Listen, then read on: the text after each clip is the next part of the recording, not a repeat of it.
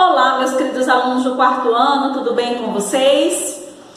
Sejam muito bem-vindos à nossa aula de matemática, a mesma aula referente à nossa aula online do dia 17 de setembro, tá certo?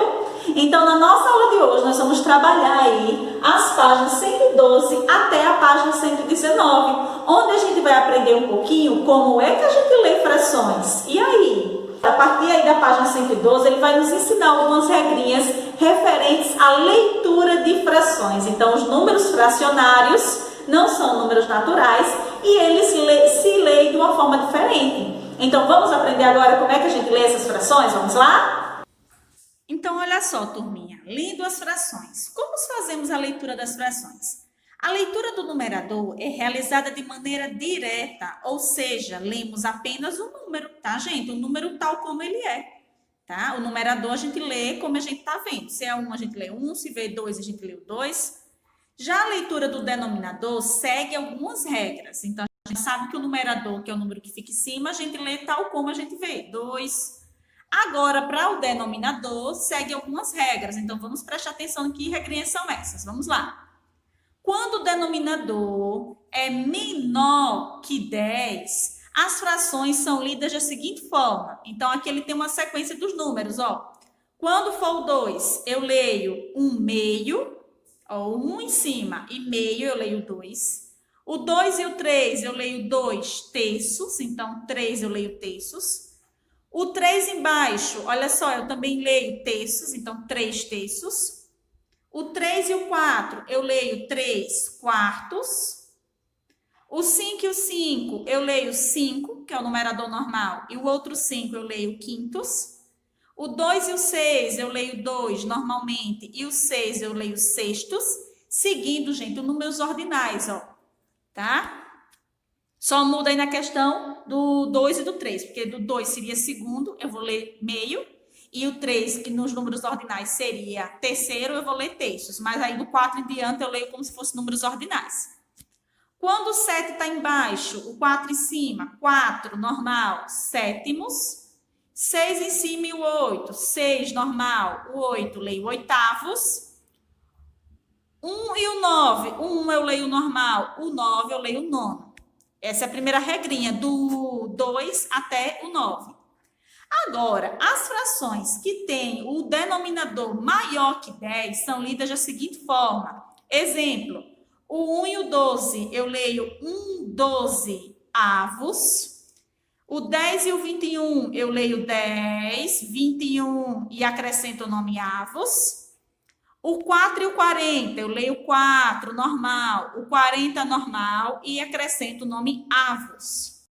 Agora, terceira regrinha, se o denominador for 10, 100 ou 1000, as frações são chamadas de frações decimais e são lidas assim. Exemplo, o 1 e o 10, eu leio 1 décimo, o 1 e o 100, 1 centésimo, o 1 e o 1000, 1 milésimo, tá? Ou então aqui sendo o numerador de outros, ó, 3 e o 10, 10 embaixo, 10 é denominador, então eu leio 3 décimos. O 25 e o 100, eu leio 25 centésimos. O 5 e o 1000, eu leio 5 normal e o 1000 milésimos, tá bom? Vamos observar agora essa RA que se encontra nessa mesma página. As frações são compostas de duas partes. O de chamado de numerador e o de baixo, denominador. Observe que o denominador denomina a fração, ou seja, dá um nome a ela. Nesse caso, a fração 3 quartos, pois o denominador é 4. Podemos ler as frações de maneiras. A fração 3 quartos pode ser lida simplesmente como 3 sobre 4. Frações com denominadores maiores que 9 são de maneira diferente. A fração cujo numerador é 7 e o denominador 21 é lida como 7 21avos ou 7 sobre 21. Os são das palavras 1 sobre 100 avos, já que é a centésima parte do real. Então, turminha, ficou bem mais fácil a gente entender como é que lê essas frações agora, não é? E a SRA nos ajudou também muito. Então, olha só, gente, eu convido vocês agora a pausar essa videoaula e tentarem fazer sozinhos as atividades das páginas 113 até a página 119. As questões que vocês não entenderem, ler 2 vezes não entender, pode pular para a próxima. Em seguida, vocês dão play novamente e conferem a correção e tiram as dúvidas de vocês, porque a tia vai explicar uma a uma, tá bom? Então, vamos lá. Então, turminha, e aí, conseguiram fazer? Vamos acompanhar agora essa correção? Olha só, a primeira questão ele pergunta, a fração 1/100, tá? 1 numerador, 100 denominador, eu vou ler 1/100, pode ser lida como 1/100 ou como 1/100. Qual é a relação entre 1/100 e 1 centavo de real? Registre suas conclusões. Então, a gente pode comparar aí 1/100 como sendo uma parte de R$1. Por quê? Porque R$1 não é igual a 100 centavos. Então, a tia concluiu aí que 1 centavo é a 100ª parte de um inteiro, que foi dividida em 100 partes. Já na segunda questão, vocês vão observar a parte colorida dessas figuras e vão fazer as frações. Lembrando que o numerador da fração será a parte pintada. Por quê? Porque ele está dizendo para olhar a parte colorida. Então, eu tenho uma parte pintada e 2 no total. Então, a fração será 1/2. Já na outra figura, eu tenho 2 partes pintadas e 3 partes no total. Ou seja, as pintadas e não pintadas juntas. Então, a fração será 2/3. Na terceira imagem, eu tenho uma parte pintada e 3 partes no total. Então, eu tenho 1/3. Já nessa outra imagem, eu tenho 2 partes pintadas e 3 partes no total. Então, a fração é 2/3. Na próxima imagem, eu tenho 2 partes pintadas e quantas partes no total? 1, 2, 3, 4. Então, serão 2/4. E na última imagem, eu tenho aí 1, 2, 3, 4, 5, 6. 6 partes pintadas. E no total, eu tenho 12. Então, 6 12avos, tá bom? Vamos agora para a letra B da segunda questão. Olha só, gente. Já na segunda questão, ele pede para que a gente faça o contrário. A gente não vai olhar para a parte pintada, a gente vai olhar para a parte que não está pintada. Olha só, que fração de cada figura está sem colorir? Então, vamos trocar agora o nosso olhar. A gente não vai olhar mais para as que estão pintadas, a gente vai olhar para as que não estão pintadas, tá? Então, eu tenho 1, 2, 3, 4. 4 sem estar pintada. E quantas no total? Eu tenho 8, então são 4/8.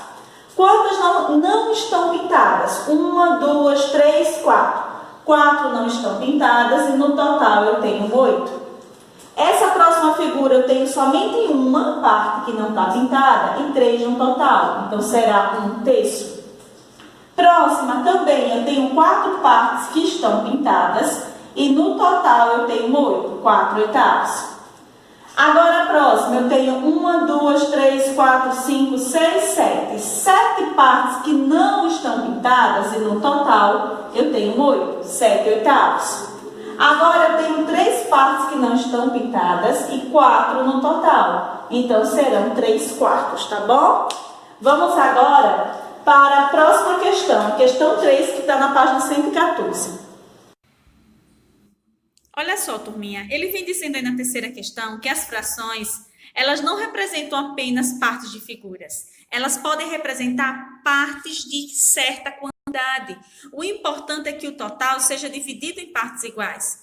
Observe nessa imagem a sala de João, a sala de aula de João. Então, eu tenho aí 4 fileiras e cada fileira é composta por 4 carteiras, não é assim?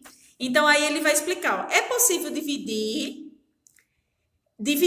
em 5 partes contendo exatamente a mesma quantidade. Então, olha só, cada uma tira dessa representa 1/5. 1, 2, 3, 4, 5. Então, cada tira dessa representa 1/5 do total, tá bom?